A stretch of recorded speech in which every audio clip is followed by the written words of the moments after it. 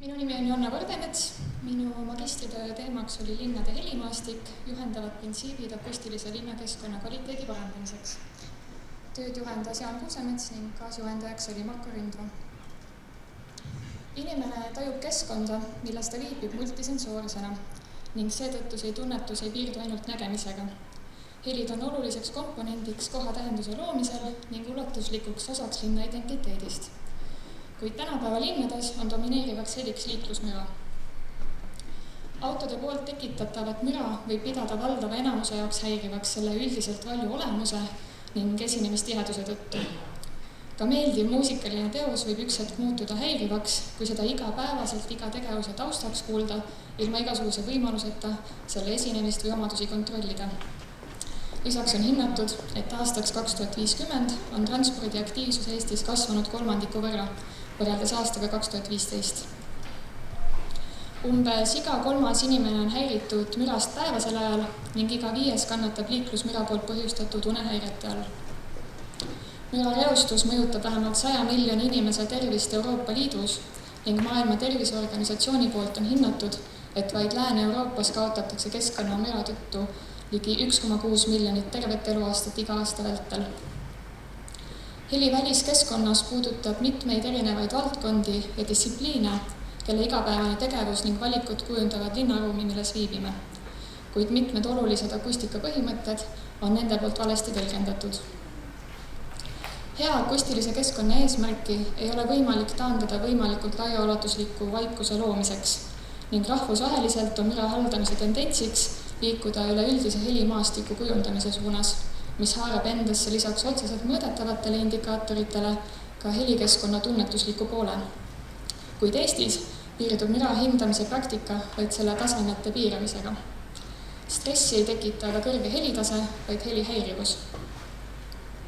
Magistritöö eesmärgiks on olnud leida alternatiivseid meetodeid akustilise keskkonna parandamiseks kasvava mürareostusega linnades, vaadeldes müraprobleemi inimese kui helide vastuvõtja perspektiivist ning selleks analüüsida linna elemente, mis mõjutavad akustilist keskkonda, struktureerida need elemendid viisil, mis oleks kergesti arusaadav ning kasutatav abimaterjalina, mõtestada ümber fassaadide kui ulatusliku linnakeskkonna dimensiooni roll ja väärtus helimaastiku kontekstis, tulemusena parandada linna akustilise keskkonna kvaliteeti ja seeläbi tõsta ka kogu linnaruumi väärtust ning pikemas perspektiivis astuda üldse samm keskkonnamüra hindamise paradigma muutuse suunas Eestis. Helimaastik ise on kontekstipõhine holistiline kontsept, mis eksisteerib läbi inimese ja ühiskonna taju ning keskendub sellele, kuidas kuulaja konkreetset ruumi kogeb, haarates endasse kõik helilised ja mittehelilised keskkonnaelemendid. Seetõttu jääb helimaastik alati kontekstipõhiseks ning subjektiivseks ning et luua täielik ja rakendatav kontekstil põhinev helimaastiku teooria tähendaks kõiksuse teooria loomist. Seetõttu on töös käsitletud elementide korral analüüsitud vaid nende akustilist mõju. Kuid sealjuures on välja toodud, millised on peamised aspektid, mida erinevate lahenduste korral analüüsida tuleks, et nende efektiivsust ja rakendamise mõistlikkust hinnata. Tööanalüüsis ei ole meetmete jaotamisel lähtutud teadusharudest ja valdkondadest, eesmärgiga piire nende vahel hägustada ning müraprobleemi käsitleda interdistsiplinaarselt. Lähtutud on müra eksisteerimise etappidest ning selle alusel on analüüs jaotatud 3 alagruppi, milleks on allikas, mis sisaldab kõiki meetodeid, mis mõjutavad alguses tekkivat mürataset, nagu näiteks liikluskorralduslikud võtted, teekond, mis koosneb kõigist elementidest, mis heliteekonnal allikast vastuvõtjani mõjutavad selle levikut, näiteks hoonete geomeetria ja fassaadide mõju helihäirivusele ning vastuvõtja, mis võtab arvesse, kuidas lõplikku heli tajutakse kuulaja poolt ning mis seda tunnetust mõjutavad. Näiteks, kuidas heliallika nähtavus mõjutab selle häirivust. Töö praktiline osa koosneb 2 peamisest mahust, millest esimeseks on helimaastiku skeem, mis sisaldab kõiki analüüsitud komponente vastavalt seal loodud struktuurile ning ka nende omavahelisi seoseid. Näiteks kui konkreetne meetod omab otsest mõju heli tasemele, kuid mõjutab samaaegselt ka heli tunnetusliku poolt vastuvõtja kategoorias. Skeemi toetab tabel, kus leidub valitud elemendi mõju pikem kirjeldus ja näited. Teises töö osas on helimaastiku kontsepti rakendamise illustreerimiseks kasutatud näitena 3 Tallinna tänavalõiku, milleks on Juhkenteli, Liivalaia ja Lembitu park. Nendes piirkondades on teostatud kohapealseid mõõtmisi, et illustreerida töö teoreetilises osas välja toodud helitaseme ning häirivuse vahelisi seoseid, simuleeritud hoonete erinevate paigutuste ja geomeetriate seoseid liiklusmere levimisega ning pakutud ka lahendusi nende piirkondade helimaastiku parandamiseks. Magistritööga on kaardistatud erinevad linnakeskkonna füüsilised ja kontekstuaalsed komponendid, mis kõik mõjutavad ning kujundavad inimese poolt tunnetatavat helikeskkonda ning edasiseks sammuks peaks olema seda mõju võimalikult efektiivselt ekspluateerida. Helimaastiku kujundamine ei ole ainult helide kujundamise küsimus.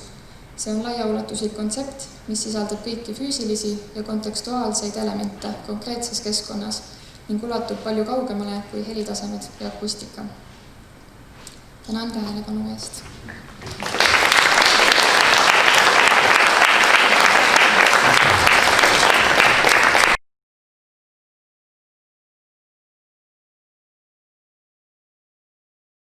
Järgmise esitluse teeb meil veebi kaudu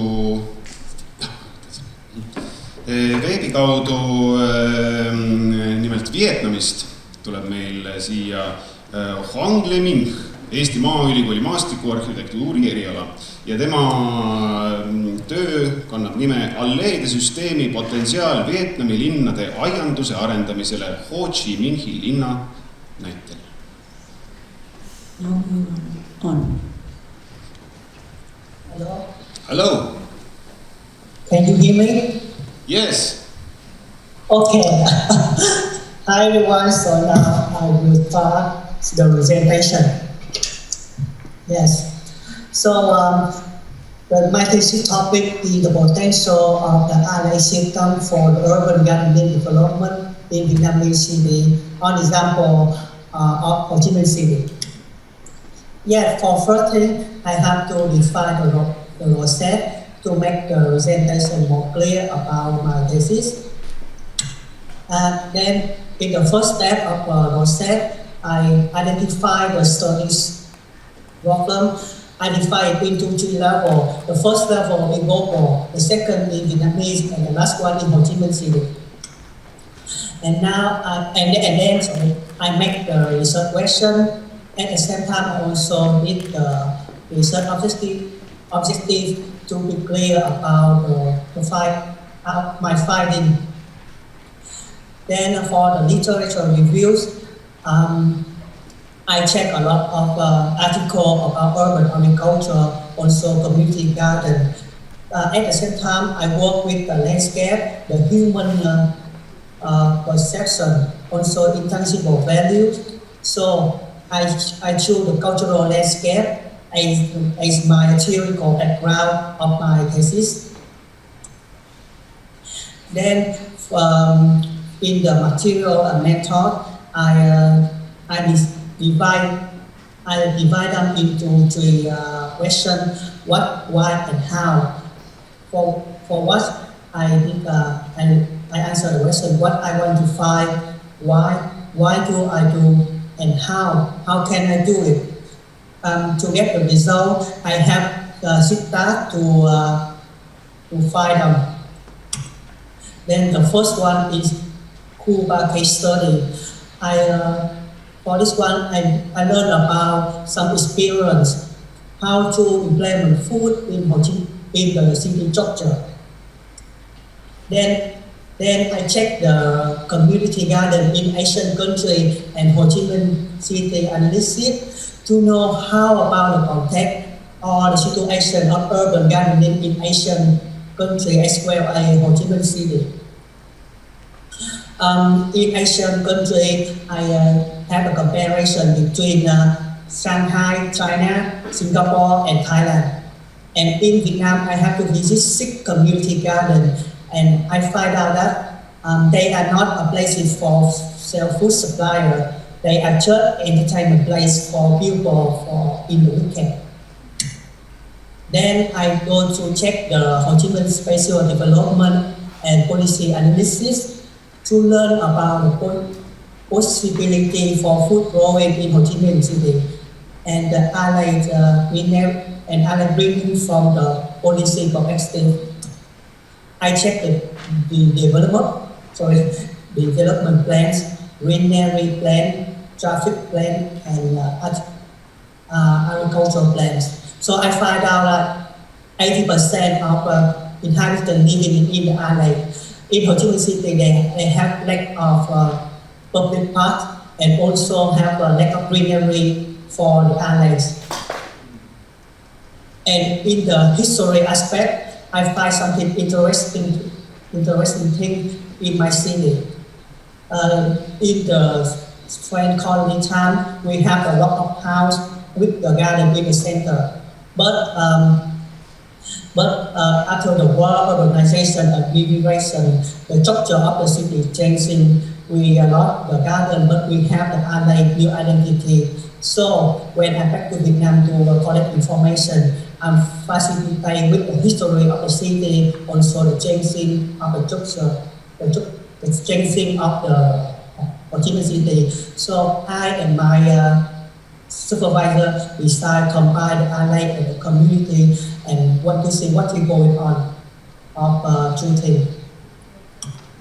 Then I have to check the potential for food growing in Ho Chi Minh City to find some places where it's possible and the need to grow food in Ho Chi Minh City. And I do the magic and the results show that I also have the potential for growing food. Then I also check the condition of an alley, and nowadays they make up a greenery solution and also they managed by the government and inhabitants. Then I make the alley analysis and typology. So to write the alley typology and understand the formal and functional aspect of the alley in my design. The results show I have 10 types of the alley. I will say there are some examples of them. Then I go to the perception of the alley and the food growing potential by inhabitants to know what the need of the alley inhabitant, also what they think about the alleys, the community garden, also the greenery. I have 45 participants all in Ho Chi Minh City. And I categorize the result into three dimensions of the cultural landscape, that is in structure, action, and image. Then the result, I code in the result, make it simple and understandable. Finally, I have one big table of the result with all information about them. Yeah, and finally the results, like people need greenery, people need facility, people need clean food, but over 55 of them don't want to grow food. So then we go to the next step within the design. So the first one, I have to choose one alley typology, apply the need of the resident which I did before. Then design, make some question, send the design to the local to get the feedback, and also some profession, for example, landscape architect, urban planner, architecture, and local authority in Vietnam. Then summarize the results. This is the side I chose for design. Apply the need of the design. And then for the design, I decided into three phase 1 low cost, phase 2 low and moderate cost, and phase 3 high cost. And you can see the changing of the design of the alley through every single phase. Phase 1 with the very cheap material, movable furniture. Phase 2 developed from the phase 1, and phase 3 I changed some furniture into permanent furniture. And the result very interesting. 75 of people willing to experience with the design, and over 50% of people will enjoy food. And for the conclusion, the holistic landscape is essential to implement in Ho Chi Minh City, less or more to contribute to change the mindset of policymakers. Consider the role of the alleys as a community space instead of the traffic. Yeah, thank you. Thank you.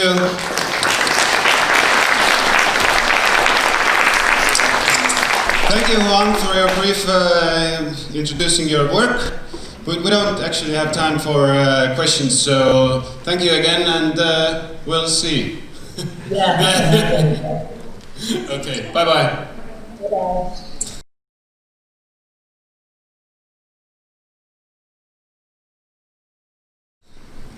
Nii, siis näeme.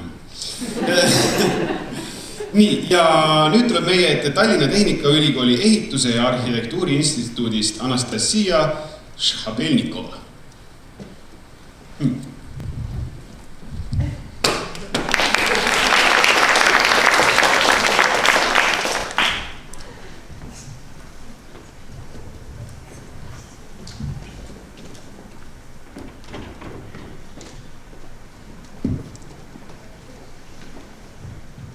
Tere!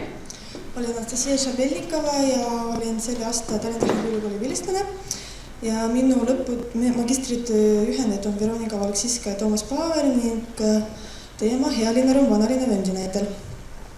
Lõputöö eesmärgiks oli uurida ja nagu rohkem uurida, kuidas tekitakse linnaruum ning pakkuda hea lahendus Tallinna vanalinna vööndi linnaruumile. Tallinna vanalinna vöönd on väga väärtuslik linnaruumi ala, kus ristuvad ajaloolised kihistused koos kaasaegse areneva kesklinnaga, kuid seal on väga palju kohutahtuvad puudused linnaruumis või mingid problemaatilised kohad ning need pildid väga hästi kirjeldavad mõned neist probleemi. Näiteks kõnniteede ja ülekäiguraadide puudus, ohtlikult jalgrattateed, suured liiklussilmed, takistused liikumisteedel, palju mahajäetud hooneid ning juurdepääsude puudus. Lõputöö koostis kahest suurest osas on ruumianalüüs ning projektlahendus.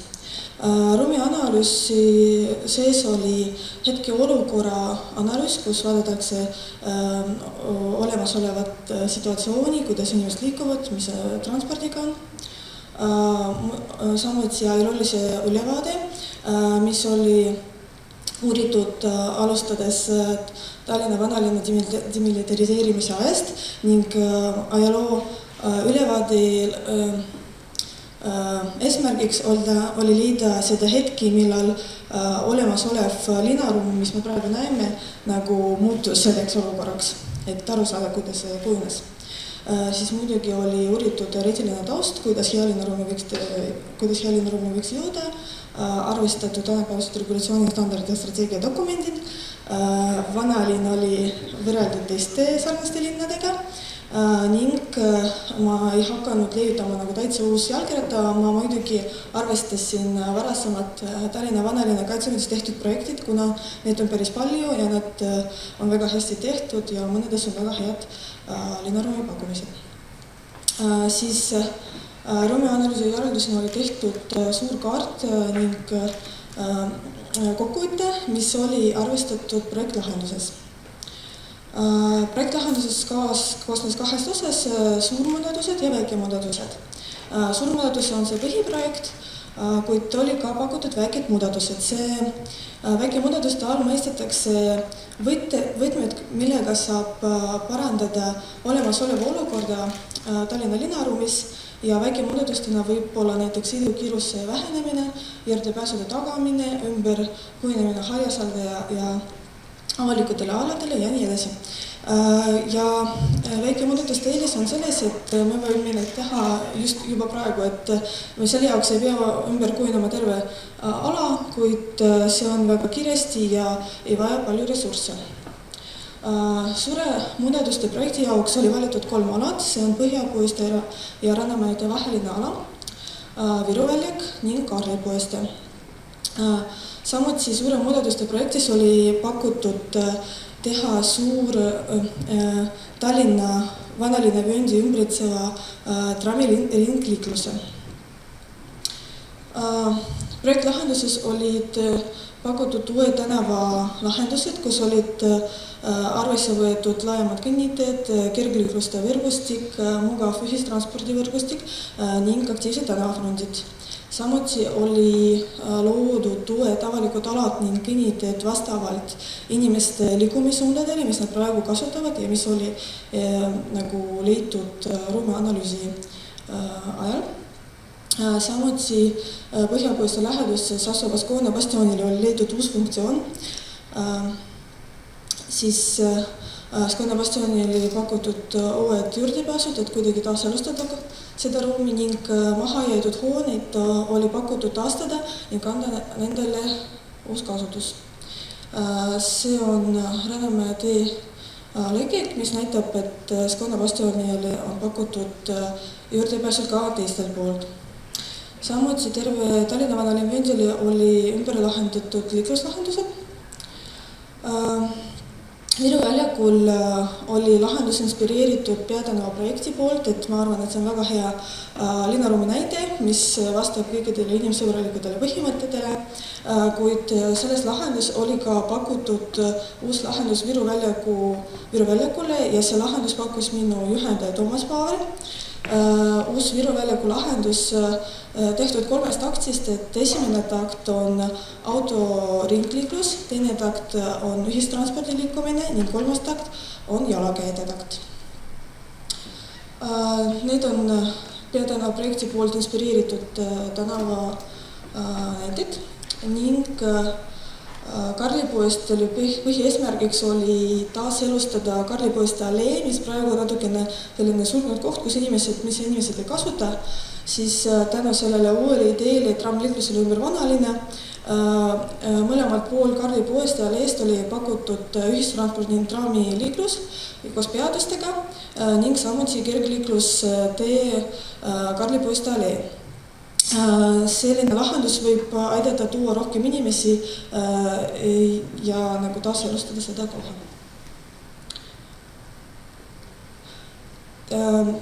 Ma usun, et selle lõputöö tulemus näitas, et Tallinna vanalinna vööndil on suur potentsiaal hea linnaruumi tekkimiseks ning hea strateegia kaudu me võime leida ja luua meie Tallinna vanalinna vöönd paremaks. Aitäh kuulamast!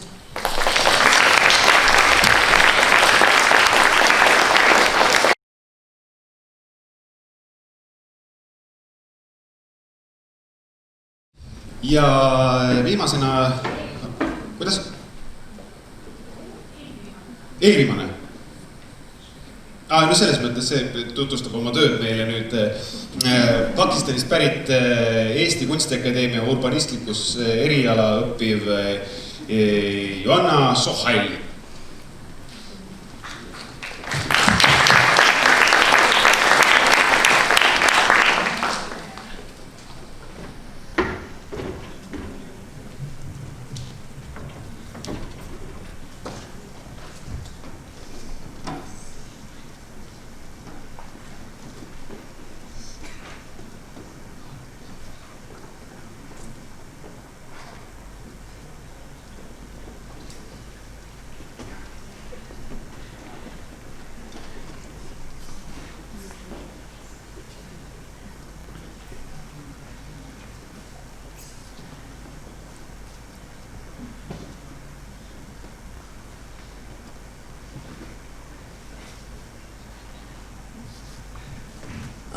Hello, my name is Joanna.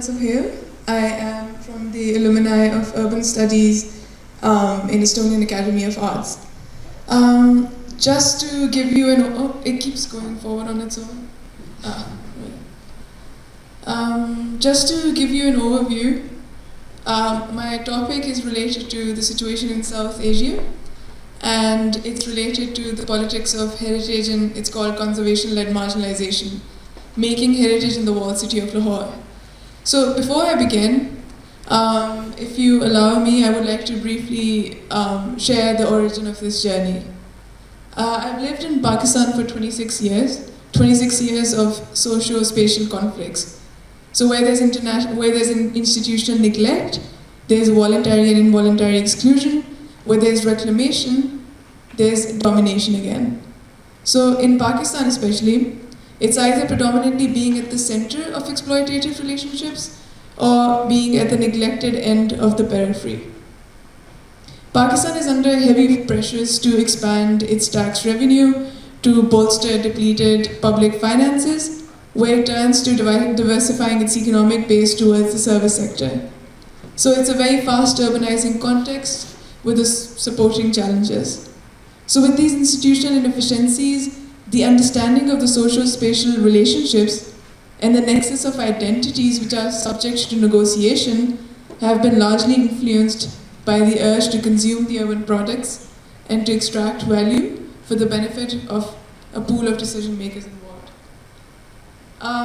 So in this thesis, I discussed the use and misuse of heritage.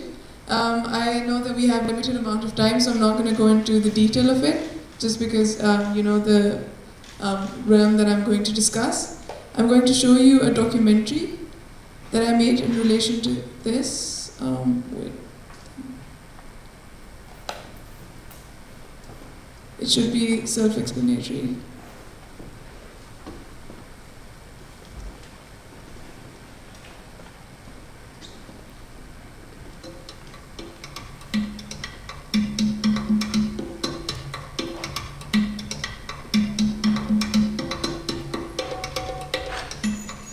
Key subject is heritage and society in Pakistan. We've had a very rough ride on this issue. Everybody is recognizing, everybody is concerned, we as a third world country are suffering through poverty. Poverty alleviation is the subject, is the key subject. The poverty of thought is a bigger poverty than that nobody is aware of. It's an absolute disaster because who makes the decisions here? So the decisions, these departments being run by the government are victim of bad bureaucracy. Somebody quoted that, we have reached a rock bottom. But our problem is that a rock bottom is quicksand. Doesn't stop there, it keeps on going down.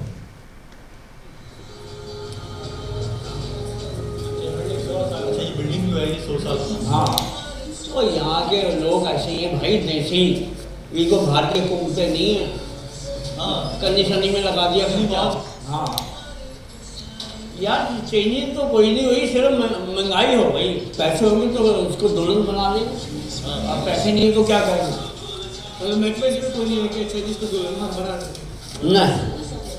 Yes, the understanding of heritage and the attempt to protect or conserve it is deeply political. It appears to me that their understanding of the city reduces it to a place where non-walled city residents come to entertain themselves.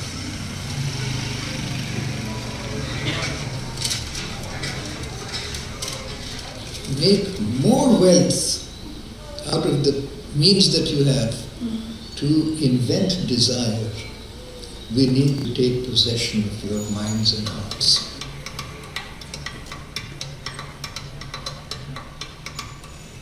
Heritage, once again, we have not only taken projects for its preservation, but also to generate tourism. So as a result, what we have done is we have trained our guides and we have announced packages. We don't have a charter in Pakistan, but at the city level you can't, say that, this is, what applies here and doesn't apply here. Because, the city has its own culture.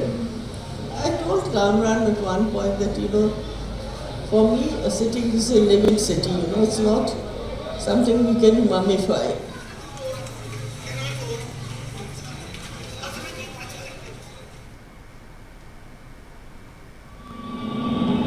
The most important city of this region is called Lahore, an ancient trading center once surrounded by thick walls, guarded by mighty gates. Today the city has grown beyond the ancient gates.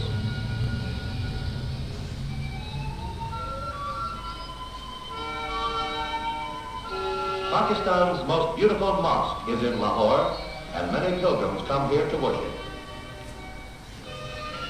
What happened was we have had a cultural break. In 47 we had partition. So a lot of people, wealthy people from Wall City went off to India, you know. And there were a lot of wealthy people who had houses in the Wall City, you know. And Muslims also. So when the Mahajas started to come into the Wall City, so these Pakistani richer people, Muslim people, they started to get out of the Wall City. And now most of the Wall City is storage, warehousing, and then they have what I would say twilighting. People who come from little cities, you know, they get a room and 8 or 10 of them are, you know, in that room. I don't know what Karman is thinking of.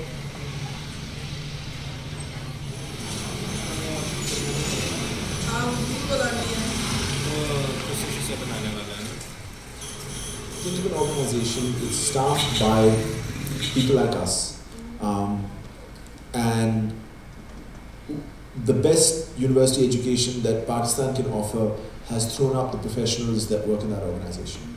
And there are very few courses on cultural conservation. I think the NCA teaches one, but there are very few courses that you can get in Pakistan. So we don't have that talent that can appreciate and translate the needs of conservation into an effort of conservation. So what do you do with an organization like that? You send folks out for trainings. So UNESCO will host a training, World City Authority will send 4 people, and over the course of years they will develop a capacity or improve the skill set of the people who work for them. But what is it that they're learning? They're learning the script, they're learning the script. So you're going to get whatever is the Taylor Swift equivalent of vanilla cultural conservation's ethic and strategy is going to come out. Let us start with this commercialization thing. You see, because this gentleman is very much into that, because other than you make a bit of money on the side yourself or through your own organizations, his brothers are in the hospitality business, that's a different issue. But apart from this personal angle, the thing is that it becomes a good selling point when you go to the government and say, oh, but we are not asking for any money of yours, the money investment will come from the private sector, but please can we do this, this. These are basically people who can show that they have delivered regardless of the damage caused in delivering is they are, get a lot of brownie points. I'm a great believer in this, that the respect or value to the heritage places or spaces is not only by preservation, which of course is the primary objective, but also by generating tourism and by re-adaptive use and by activating it in a manner that without conflicting with the historic authenticity of a place, you blend in, people and its activities so that everybody can enjoy the place to its fullest extent. Put certain things, a value on certain things, because of what you want. If you want to make money, economic development, you want to promote industry, one of the biggest industries is tourism. So that becomes valuable as a potential investment opportunity. And then you want to do everything to promote that, but essentially you're promoting business, progress, economic development, and so on. At least we should have learned something from that. But this is what but we can still learn from these treasures. They're not something we should just monetize. So the lesson to learn from the walled city is that the city is not an engine of economic development. The city is a center that provides services to its host region. The city is a center of civilization, civilizing values. You don't need these colorful rickshaws and hotel operators, Hashwanis and God knows who else, to pull down these lovely heritage buildings so that they can build a lovely heritage hotel. They're going to make money out of this. And we will have lost the last traces of our humanity. Thank you.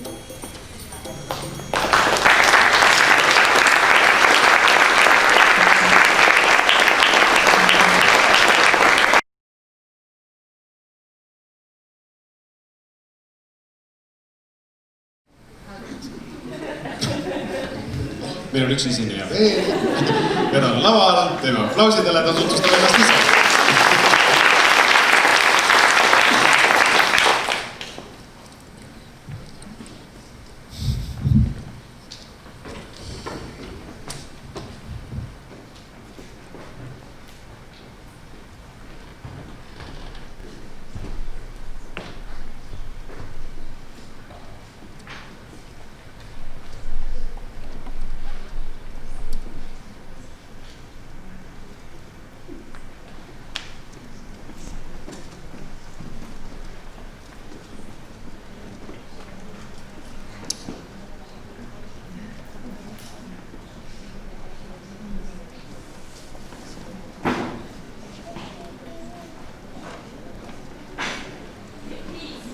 F5, ma tänan. Töötas. Tervist, mina olen Mariann Trei ja ma esitlen teile siis oma selleaastast magistritööd, mille nimeks on sooline ruum, normatiivid ja nähtused läbi sisearhitekti pilgu. Minu töö on jaotatud 3 etapiks, 3 faasiks, 3 sammuks ja need sammud nüüd astume koos. Astume esimese sammu. Kõik algas sellest, kui ma nägin ühes kodus 2 valamut. 2 valamut ühele paarile, 1 peremehele, 1 peremeesele. 2 eraldi kraanikaussi ühele kooslusele, sest koos hambaid eraldi pesta on mugavam. Mida teen mina ruumis? Mida teeb ruum minule? Ma käsitlen ruumi naise perspektiivist, mitte unustades, et selles ruumis olen õppinud meheks ja seda teada saanud alles nüüd. Minu töös põimub sookogemuslik maailm ümbritseva maailma endaga ning ruumiga, mis ümbritseb minu maailma. Ma võtsin paberi ja pliiatsi ja astusin oma esimesse ruumi, oma esimese sammu kirjaruumi. Kirjaruum, kus ruum kirjutab mind, kus mina kirjutan ruumi, kirjaruum, kus tegin oma esimesed täheldused nii mehelikkusest kui naiselikkusest. Ruum, milles tunnen end ühesena, kahesena, mehena, naisena. Mind ümbritseb ruum, mida kasutab nii mees kui naine. Aga kuidas on ruum mees ja ruum naine? Ruumi tüpoloogias hoone perifeeria on ruumi avalik maine, esinduslik sfäär, ehk teisisõnu too ala mehelikuks jääb. Aga avaliku maine taga hoone südames on naine, naise naiselik ruum. Sügaval hoone sees, nii sees just olekski jäänud üksinda, aga mitte päris, sest tema ümber on ju mees. Astume teise sammu. Soolisust ruumis esineb kehakujul, mida saab analüüsida veel teisitigi kui vaid planaarselt. Keha kui sammas ja seda mitte kujundlikult, vaid kujutavalt. Ja mitte vaid kujutavalt, vaid konstruktiivselt. Nagu Arhitektidid ja Atlandid, kes kannavad maja. Ühel ilme rahulik, just kui seisaks ta niisama, ja teisel ilme piinarikas, nagu kannaks ta maailma oma õlul. Arhitektide ja atlantide puhul kohtab stereotüüpide pinnapealse allegooria kasutamist, nii nagu seda kohtab liikuvas eluski. Naise kehakuvandit on võimalik veel muuta reaalsemaks kui seisev sammas.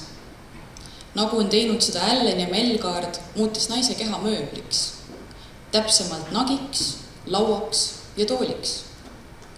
Nende mõlema teose puhul esinevate eksplitsiitsete tunnuste tõttu on 3 naise kasutamine mööblina muudetud peaaegu võimatuks. Kas naise keha ruumis üldse saab kunagi olla vaba või jääb see alatiseks vallutatuks? Keha sees aga lasub süvakeha, milleni harilik loomepilk nii lihtsasti ei jõua.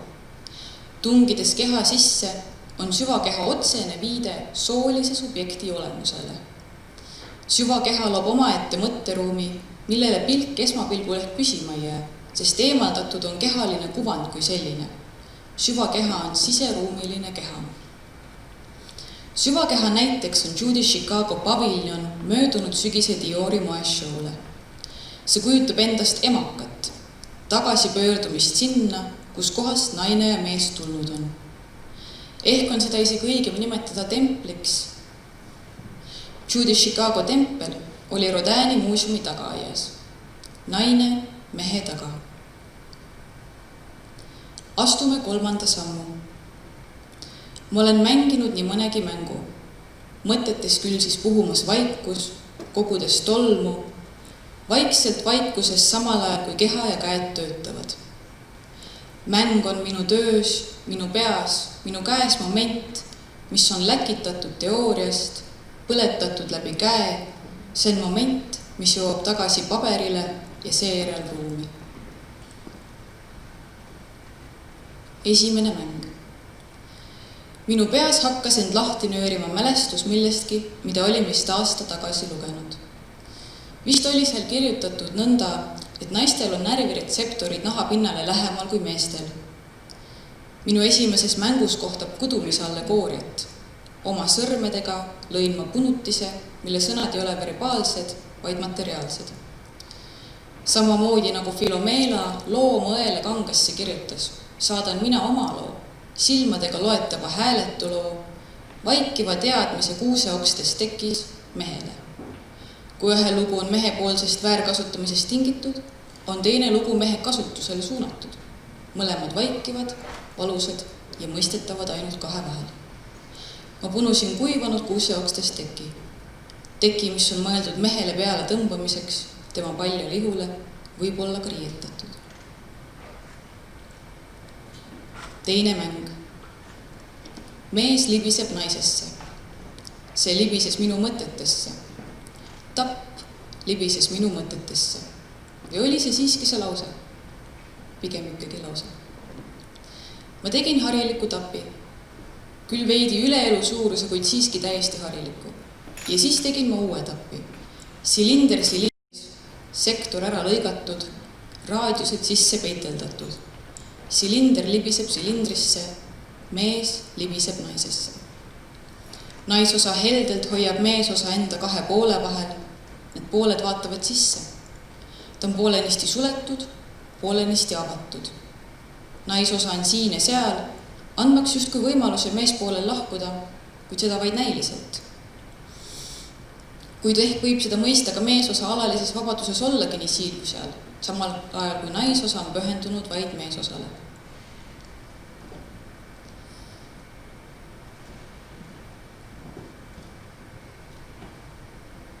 Nii. 3. mäng. Kui luua on valitseda ja domineerida, oli need 3 mööblist naist loodud orjatari saatusele. Mina ise aga tahtsin kogeda selle saatuse võimalikkust ning astusin domineeriva rollist domineeritava kehasse. Ma polnudki enam keha, võib-olla ainult tool või tugitool või taburet. Ma polegi enam olukorra valitseja, kuigi tegelikult ju siiski olen. Minu peal istus vaid üks istuja. Ma ei olnud mugav iste ja ka istutav olla ei olnud hea. Minu tagumiku jäljend puidus, negatiiv võetud positiivist, istu minu sisse või istu minu peale, aga pigem ikka sisse. Sinu positiiv istub minu negatiivi. Ma valitsen seda objekti, ma valitsen istujat, olles ise olematult istutav. Lõppmäng. Minu viimaseks mänguks on mängude kogum. Viimases mängus kohtuvad naine ja mees ja keegi kolmas ruumis. Mees on teras, naine on tekstiil. Kuigi tegelikult on ka selles ju midagi kelmikat. Või isegi kelmikat koledat. Selline koletu naer. Mees on kõva ja naine on pehme. Üks seisab üksi ja teine haarab empaatia hõlma. Keegi kolmas siseneb ruumi materjali näol. Seesama nii ja naa materjal võtad siit, võtad sealt, ühtemoodi, teistmoodi. Selleks on puit. Puit kui androküüna, vaikne vaikija, kuid tugev kandja. Hoidmas koos üht poolt teisega, olles naiseks mehes ja meheks naises. Toetades mehelikkust, võtab androküüna tagasihoidliku poosi, ainult külgedet natuke. Toetades naiselikkust, laseb ta end katta üleni, ta ei karda alandlikku tooni. Ruumi sisenedes näeme me paviljoni 3 alget. Kõik need võimalused, milline see oleks võinud olla, kui see poleks selline, nagu see on praegu. Need seisavad postamentidel ja nende kohalt on kangas kergitatud neid paljastama. Keskseks altariks on tappide ekspositsioon, mille ees on üks taburet. Istu või ära istu. Pöörates pilgu põrandale on jalge all punane vaip, soovituslik trajektoor, aga kindlasti mitte kohustuslik. Altarist väljudes sirgub maskuliina oma täies hiilguses. Lähemalt vaatame hetkeks sõlme androküüna ja maskuliina vahel ja siis astume edasi. Taburetid ootavad. Istu minu sisse ja vaata iseennast või vaata mind või meest või naist ruumis. Femiina istub maskuliina taga, sina ka. Aga see juba oleneb sellest, kuidas sa vaatad.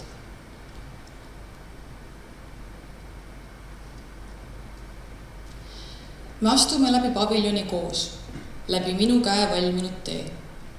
Aga see tee pole mitte mudeliks, vaid muusaks, muusikaks. Tausta muusikaks või palaks, mis toob kogeja mängudele lähemale, kuid siiski hoiab oma distantsi. Hoiab distantsi, et eemaldada minu loomekeham kogejast, lasta kogejal kogeda iseendana.